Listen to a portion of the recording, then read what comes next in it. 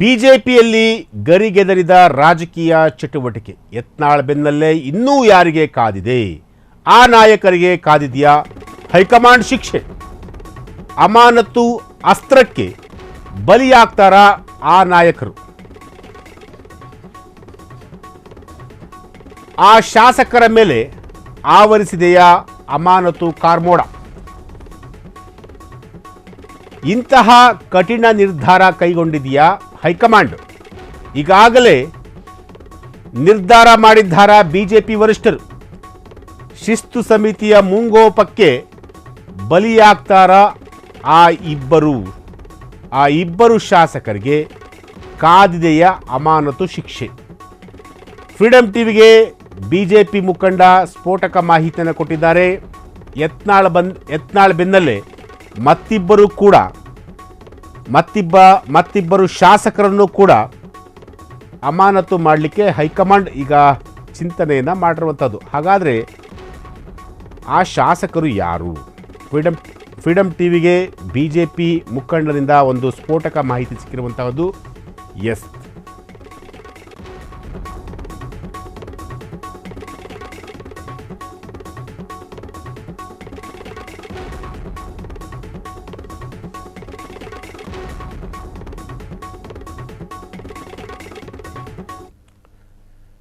ಹಾಗಾದರೆ ಯತ್ನಾಳ್ ಬೆನ್ನಲ್ಲೇ ಹಿಟ್ ಲಿಸ್ಟ್ನಲ್ಲಿರುವಂತಹ ಮತ್ತಿಬ್ಬರು ಶಾಸಕರು ಯಾರು?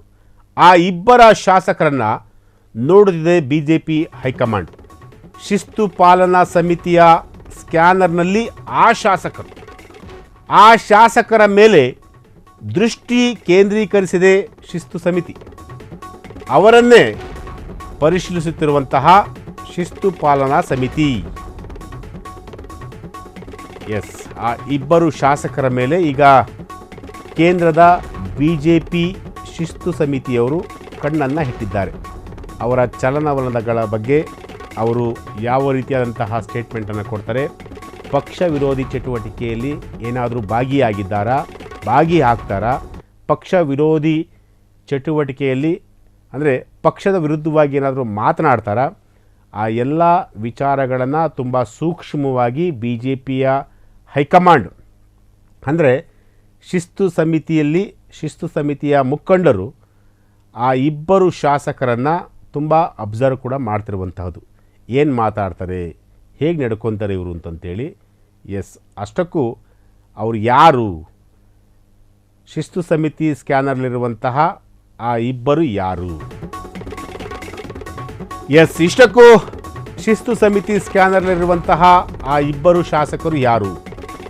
ಬೆಂಗಳೂರಿನ ಒಬ್ಬರು, ಉತ್ತರ ಕನ್ನಡದ ಒಬ್ಬರು ಶಾಸಕರು.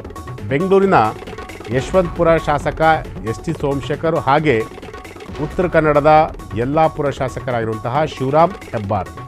ಈ ಇಬ್ಬರು ಶಾಸಕರ ನಡವಳಿಕೆಗಳನ್ನು ಅವಲೋಕಿಸುತ್ತಿರುವಂತಹ ಹೈಕಮಾಂಡ್ ಇವರಿಬ್ಬರ ಮೇಲೆ ಮೊದಲಿನಿಂದಲೂ ಪಕ್ಷ ವಿರೋಧಿ ಆರೋಪ.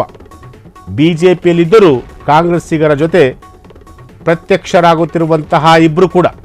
ಈ ಇಬ್ಬರು ಶಾಸಕರ ವಿರುದ್ಧ ಶೀಘ್ರವೇ ಕಠಿಣ ಕ್ರಮ ತೆಗೆದುಕೊಳ್ಳಲಾಗುತ್ತೆ ಹೀಗಂತ ವಿಧಾನ ಪರಿಷತ್ ವಿಪಕ್ಷ ನಾಯಕ ನಾರಾಯಣಸ್ವಾಮಿ ಅವರು ಹೇಳಿಕೆಯನ್ನು ಕೊಟ್ಟಿದ್ದಾರೆ.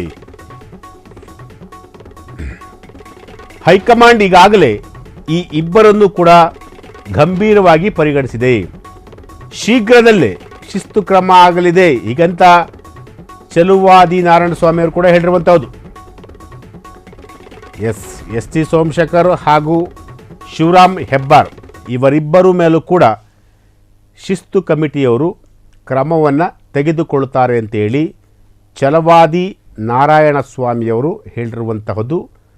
ಇವರಿಬ್ಬರ ಮೇಲೆ ಎನಿ ಟೈಮ್ ಎನಿ ಮೂಮೆಂಟ್ ಯಾವಾಗ ಬೇಕಾದರೂ ಕೂಡ ಇವರಿಬ್ಬರ ಮೇಲೆ ಶಿಸ್ತು ಕ್ರಮ ಆಗಬಹುದು ಅನ್ನೋ ಒಂದು ಅರ್ಥದಲ್ಲಿ ಈಗ ಚಲವಾದಿ ನಾರಾಯಣಸ್ವಾಮಿಯವರು ಬಿಜೆಪಿಯ ಮುಖಂಡರು ಅವರು ಈ ಒಂದು ಹೇಳಿಕೆಯನ್ನು ಕೊಟ್ಟಿರುವಂತಹದ್ದು. ಸೊ ಹಾಗಾಗಿ ಯತ್ನಾಳ್ ಅವರ ಬೆನ್ನಲ್ಲೇ ಇವರಿಬ್ಬರಿಗೂ ಕೂಡ ಕಂಟಕ ಶುರುವಾಗಿರುವಂತಹದ್ದು.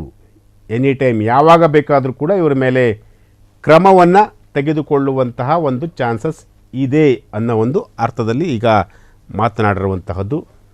ಹಾಗಾದರೆ ಇವರ ಮೇಲೆ ಕ್ರಮವನ್ನು ತೆಗೆದುಕೊಂಡ್ರೆ ಮುಂದೆ ಬಿ ಜೆ ಪಿ ಪಕ್ಷದಲ್ಲಿ ಆಗುವಂತಹ ಡೆವಲಪ್ಮೆಂಟ್ಗಳಿದೆಯಲ್ಲ, ಅದು ಬಹಳ ರೋಚಕವಾಗಿ ಕೂಡಿರುತ್ತೆ ಅಂದರೂ ಕೂಡ ತಪ್ಪಾಲಿಕ್ಕಿಲ್ಲ.